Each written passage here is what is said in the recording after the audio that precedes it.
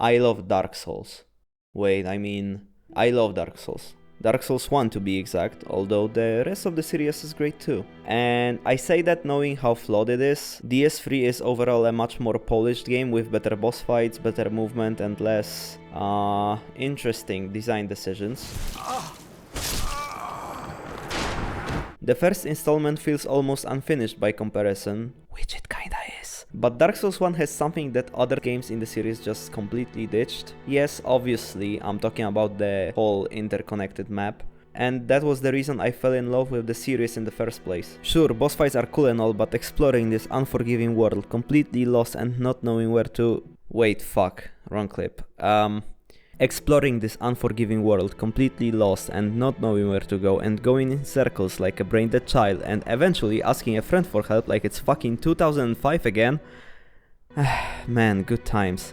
Also, yes, I'm old, you can now say I'm Ankh in the comments or whatever you kids say. Before I forget, I will be spoiling Dark Souls and Hollow Knight. If you somehow haven't played either of them, you should definitely do so right now. The less you know about them, the better. Funnily enough, I almost didn't finish Dark Souls or even experienced it at all. My first attempt was a complete disaster. I made it to Firelink Shrine, died a few times at the cemetery, then decided to go upstairs instead, died even more, and yeah, that was it. I turned the game off and went to bed, as it was probably 2 AM in the morning. Wake up the next day, I think I'll just play something else. A week flew by and I was starting to think, there must be something to this. Or maybe I was just coping because I bought the whole trilogy at once. Either way, I started playing again and this time was different. I got more used to the combat and was able to push through to beat Taurus Demon, and this is where the game clicked for me. No, not dying to that dragon and losing all my souls, that's definitely not it. This.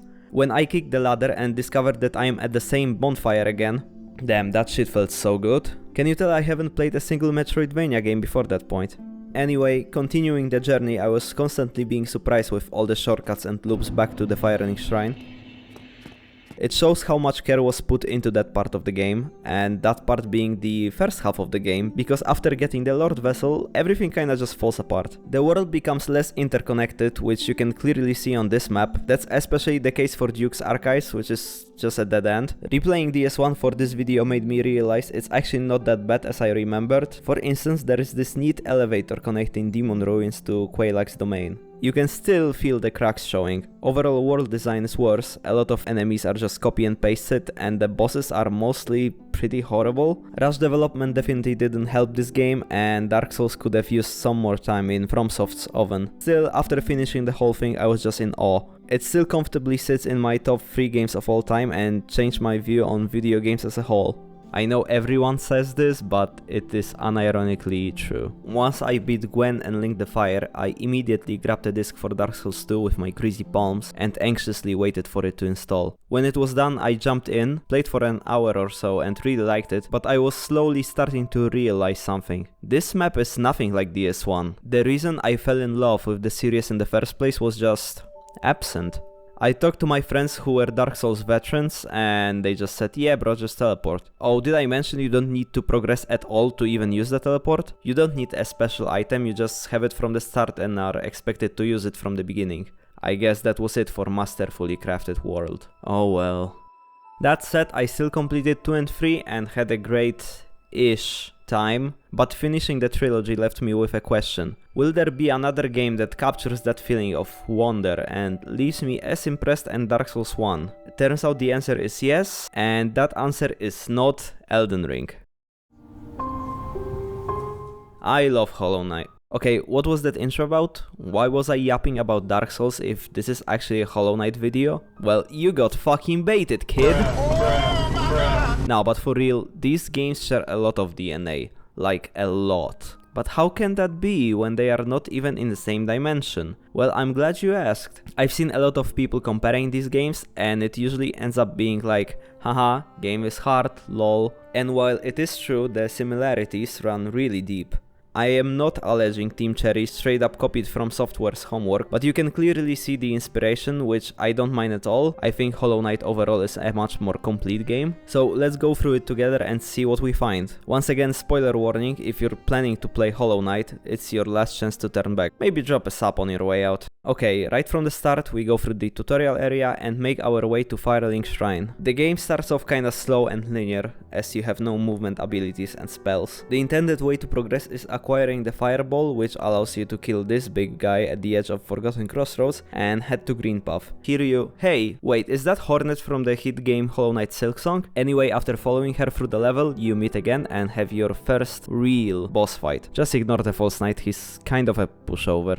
I suppose this is a good moment to talk about bosses and combat. Your main weapon is a nail, or just a sword, which can attack in 3 directions, but you can also strike downwards when you are in the air. This technique is essential to master, as striking an enemy resets your dash and double jump. This is called pogoing, and you can use it on both enemies to dodge their attacks or on spikes, allowing you to reach otherwise inaccessible areas. I really like how the game teaches you both through gameplay. After encountering this section, it immediately made me think, wonder if I can bounce on these spikes, and well, sure enough you can. Apart from your basic attacks, there are also nail arts, which I honestly kinda ignored. And 3 spells: Fireball mentioned earlier, Howling Race hitting up, and Desolate Dive hitting enemies on the ground. Spells consume a resource called Soul, gained from hitting enemies. Focus, the healing ability, which I personally do not treat like a spell, even though it technically is a spell, also uses Soul, so you need to manage your resources for either offense or defense. Just like in Dark Souls, you can sacrifice your attack window to heal. Focusing requires you to stand completely still,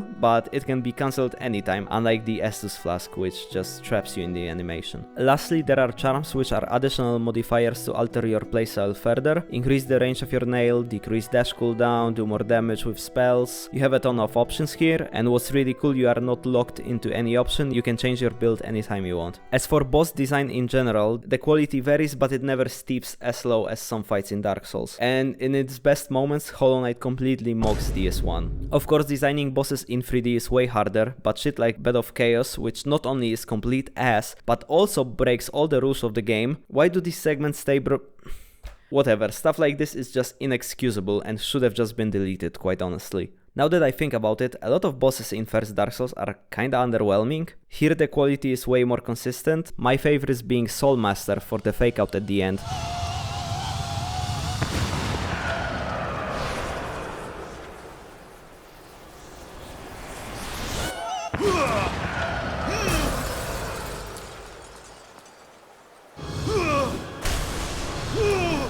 Grim with his music getting more intense during a bullet hell section.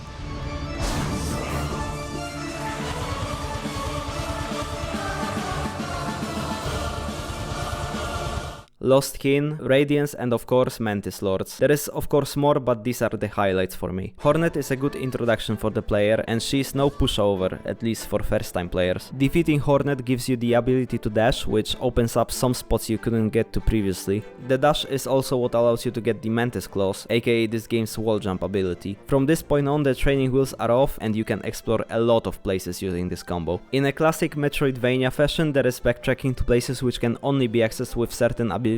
Apart from the 2 I mentioned, there is a double jump, Ismastir for swimming in acidic water, and Crystal Dash. Yup, that's a long dash. Desolate Dive and Shade Cloak, aka the upgraded dash, open up some areas too. I also appreciate the game doesn't usually lock content behind some door you need a key for. It only really happens in spots where it actually makes sense. You didn't have the double jump before? Well, cool, you can now get to this ledge and explore more of the map.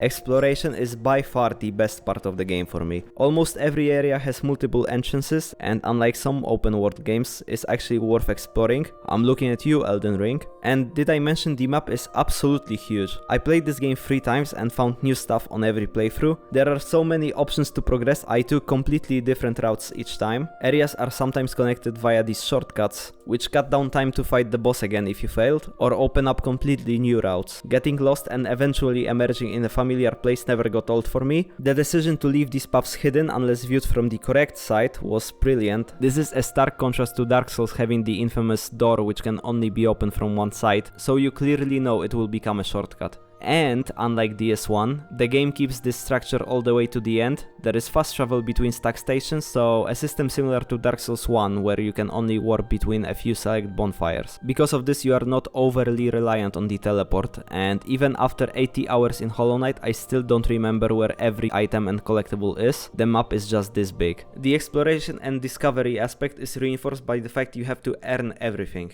You want the map of the area, you need to find the map maker first and buy a map. He leaves discarded pages on the ground and can be heard humming, so you can tell when you're getting close.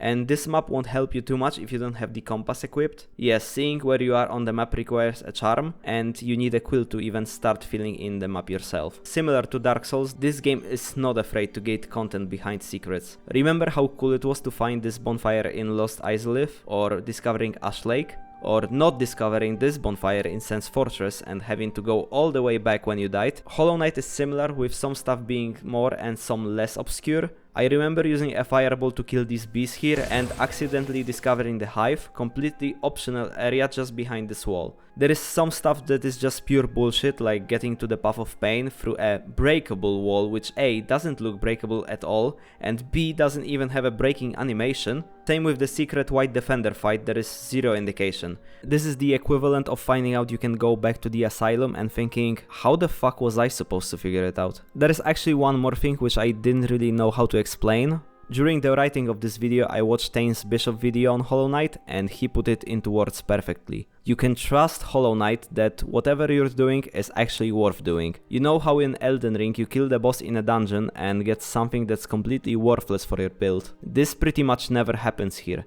Exploration is always rewarding. Even if you get a charm which you are never going to use, you still need charms to unlock more notches. It never feels like you're wasting your time without a wiki open on a second screen. Alright, we have bonfires, Lord Vessel, connected world. Oh, I almost forgot to talk about corpse running. In Dark Souls, when you die, you lose all your souls and you have to retrieve them from the same spot. In Hollow Knight, well, the rule is pretty much the same. I'm not sure if I even like the corpse run mechanic at all, as souls are used to level up and in the end game you need a lot more of them to do so. Here it seems kinda pointless. Since this game doesn't have a leveling system, you lose Geo, which is only used to acquire items, and by the time you are in the late game you will most likely have everything already, so it's only really punishing in the early game. You could easily get rid of this mechanic completely. The only positive thing I can say here, it allows for some cool speedrunning skips. Last but not least, the aspect I didn't touch on at all, the story, or rather the lore.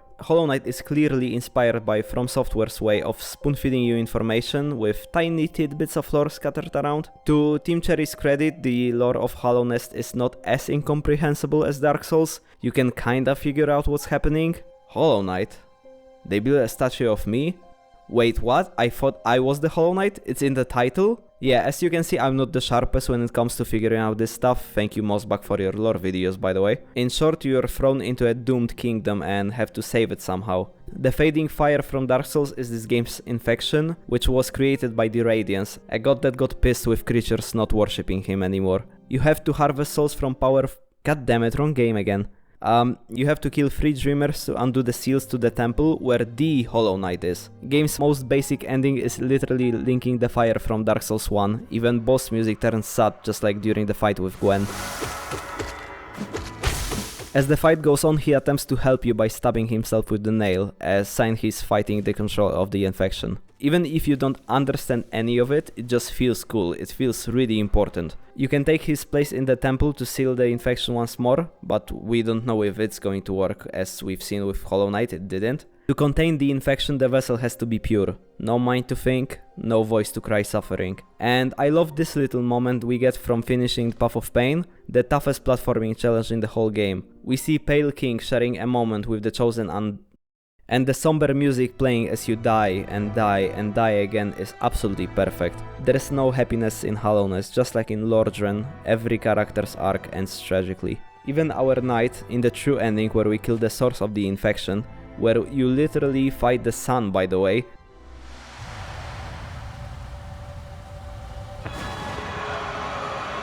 dies after the fight. The infection is no more, and through our sacrifice, Hallownest lasts eternal.